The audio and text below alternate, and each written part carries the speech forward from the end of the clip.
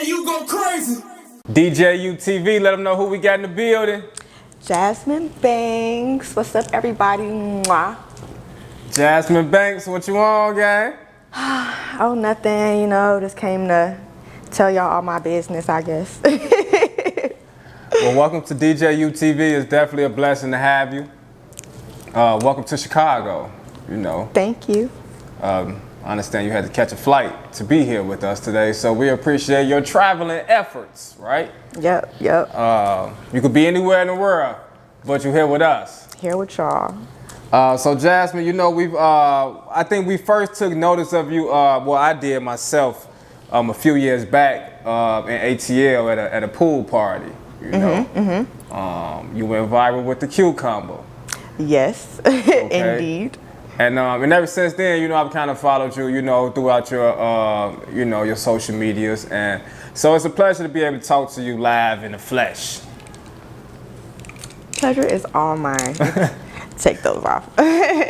So let's just start with, the basics. Miss Banks, can you tell us where you're from?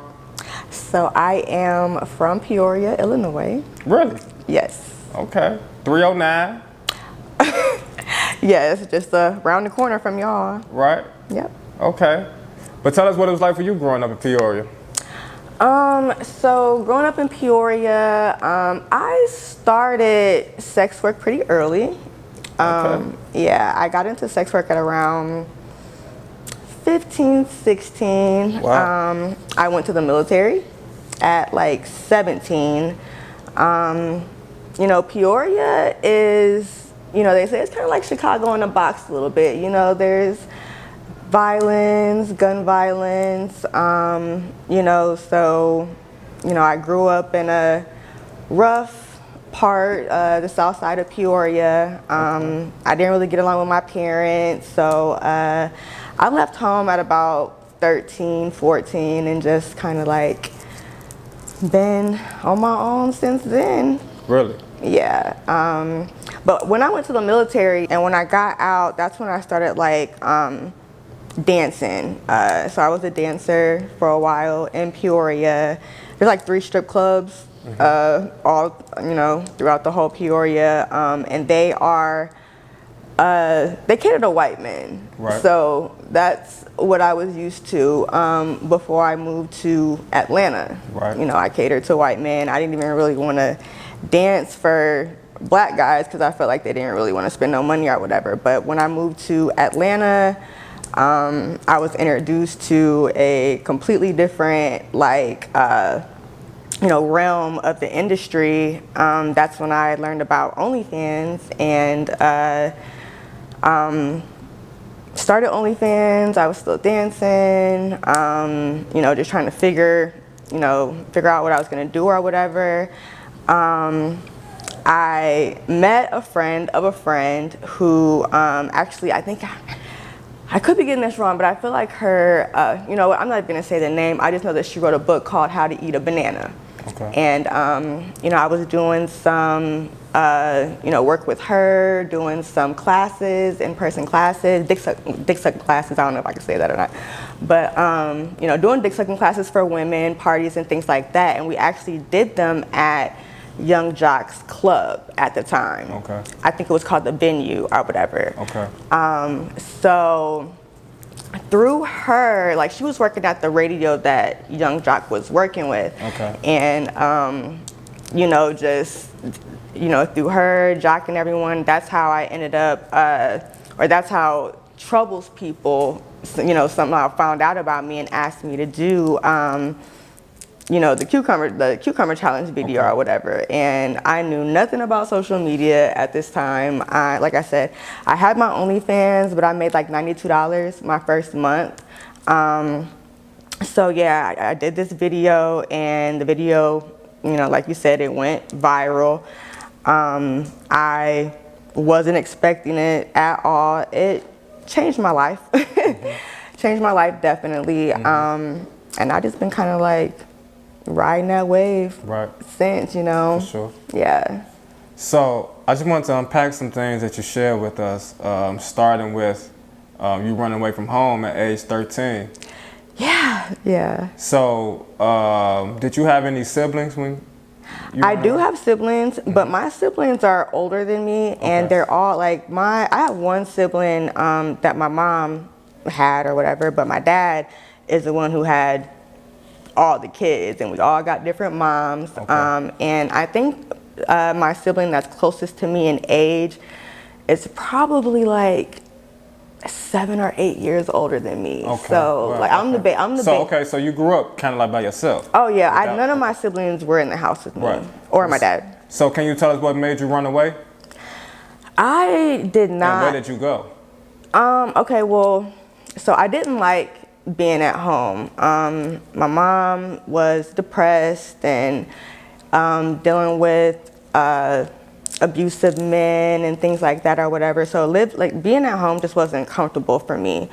The first couple, I've slept outside. You know, I've run away multiple times. I ran away so much when I was in middle school that the school found out about it, and they called a meeting with my parents and basically told my mom that I could move in with the school nurse.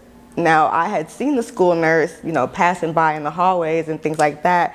Her name was Gina. So shout out to Gina. She probably never see this, but like I said, I had seen her before, but I really didn't know her. You know what I'm saying? But that was the option that that the school gave or whatever. So it was either move in with the nurse to finish out the remainder of the school year, or they were going to call DCF. It's called DCFS where we're from, CPS or whatever. So my 8th grade year, I ended up moving with the school nurse, and that was cool for a minute. I was bad. I was, you know, by that time I was sexually active. I was smoking weed. I was doing all kind of stuff that I shouldn't have been doing in 8th grade.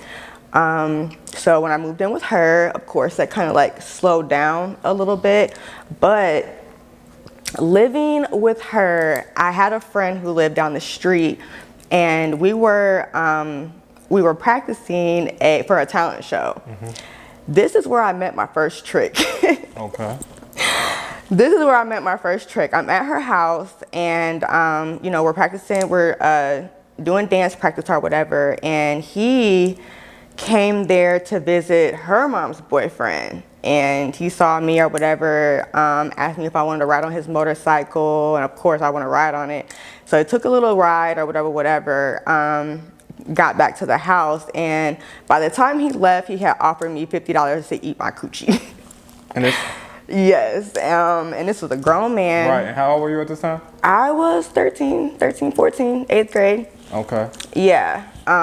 So it didn't happen right then and there, but I did get his information or whatever, and he ended up being a huge trick in my life. Like, he had me driving his car to high school, to my freshman year to high school, you know, gave me money all the time. And I mean, he wasn't like no, you know, I'm 15 years old, you know what I'm saying? So I'm happy with a couple dollars here and there, you know, so yeah.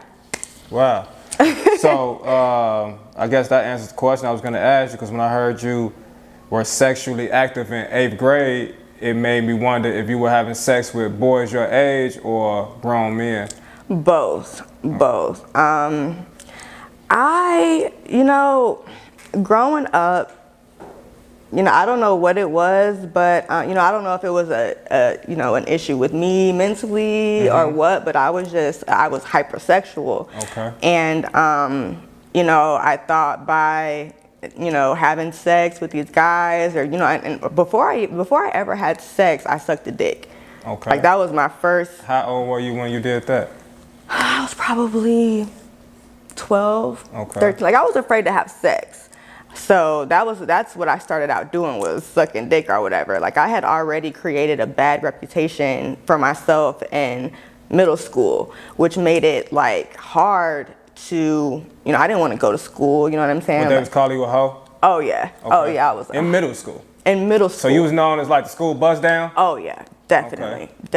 And it made it, hard to have relationships with girls. It made it hard to have relationships with everybody, because girls don't like me because I'm nasty and this and that with the bam. And guys, all they want is, what they can get, and when they get it, next day at school, now I'm the talk of the school, and just never. I never had good relationships with kids. How many kids do you have? I have 4. Yep. A mother of 4. A sex worker mother of 4. Sex worker mother of 4. That child that I was just speaking of, she graduated high school this year. Congratulations. Thank you so much. Tell us the challenges of motherhood.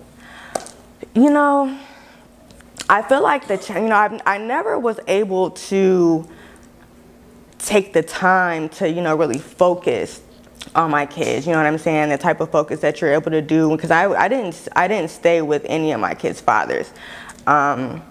So, raising my kids as a single, I don't really like to call myself a single mother, because like I do have help, you know what I'm saying?